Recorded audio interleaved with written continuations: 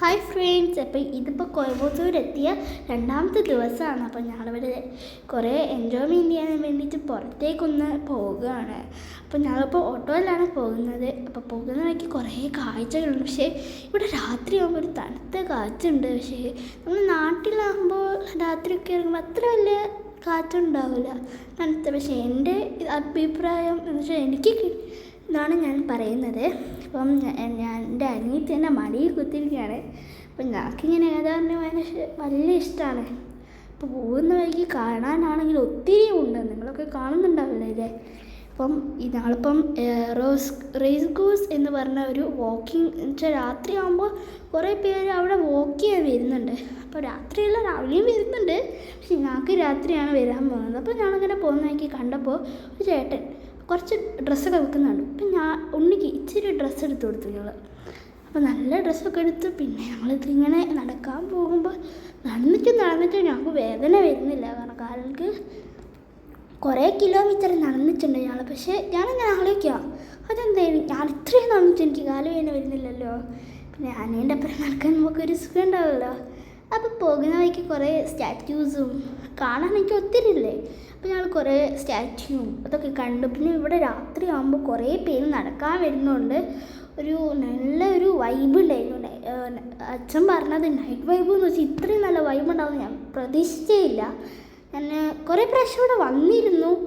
പക്ഷേ ഇവിടെയൊന്നും കുറച്ച് വർഷങ്ങൾ മുമ്പല്ലേ വാക്ക് ചെയ്തിട്ടുള്ളൂ. അപ്പം എല്ലാം മറന്നു വെച്ചിട്ടുണ്ടായിരുന്നു.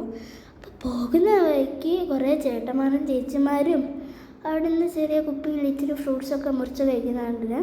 കുറേ ചേച്ചിമാരും ഞങ്ങൾ ഇച്ചിരി ഇതൊക്കെ വാങ്ങി ഫ്രൂട്ട്സ് കഴിച്ചു.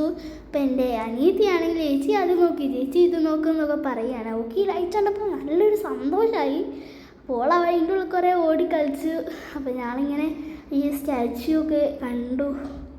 അപ്പം പോകുന്ന വഴിക്ക് ഞങ്ങൾ കുറേ കഥകളും കാര്യങ്ങളും എനിക്ക് തന്നെ ഒരു ഭാഗ്യമായിരുന്നു ഇങ്ങനെ പോകാനൊക്കെ ആയപ്പോൾ. നിങ്ങളൊക്കെ ഇങ്ങനെ പോയിട്ടുണ്ടോ നിങ്ങൾ വെക്കേഷനിൽ? അപ്പം ഇതൊരു കുതിരേൻ്റെ ഒരു ചിത്രമാണ്. നല്ല രസമുണ്ടായിരുന്നു. ലൈറ്റ്സൊക്കെ വെച്ചപ്പോൾ ഒരു ഭംഗിയില്ല, ഈ പെയിൻ്റൊക്കെയാണെന്ന് തോന്നുന്നത്. നല്ല ഭംഗിയുണ്ടായിരുന്നു അത്. അപ്പോൾ പോകുമ്പോൾ കുറേ കാര്യങ്ങൾ ഇങ്ങനെ അവിടെ ഉണ്ടാക്കി വെച്ചതോ അതാണോ എന്നറിയില്ല. അപ്പം അനിയൻ കുറച്ച് കരഞ്ഞു. അപ്പം അനിയനിങ്ങനെ നടക്കാൻ വലിയ ഇഷ്ടമാണ്. അപ്പോൾ ഓനറിയില്ല നമ്മളെവിടെയാണ് പോകുന്നത്. നമ്മളെപ്പോഴും ഇങ്ങനെ കഴിച്ചിട്ട് ഇങ്ങനെ പോവുക. അപ്പം ഈ കുറേ കാര്യങ്ങളൊക്കെ ഞങ്ങൾ കണ്ടു. അപ്പം ഞാനിതൊക്കെ കാണുമ്പോൾ അമ്മേനോട് ചോദിക്കുക, അമ്മ ഇതെന്താ എന്നൊക്കെ ചോദിക്കുമ്പോൾ അമ്മ പറഞ്ഞു തരുന്നുണ്ട്. അപ്പം ഇതാണ് എൻ്റെ അമ്മ.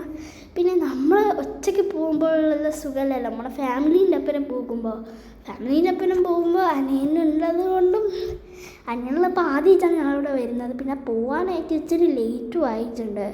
അനിയൻ കരഞ്ഞുകൊണ്ടാണ് ഞങ്ങളിപ്പോൾ തിരിച്ച് റൂമിൽ പോകുമ്പോൾ ഞങ്ങൾ ഓട്ടോറിക്ഷയിൽ തന്നെയാണ് പോകുന്നത്.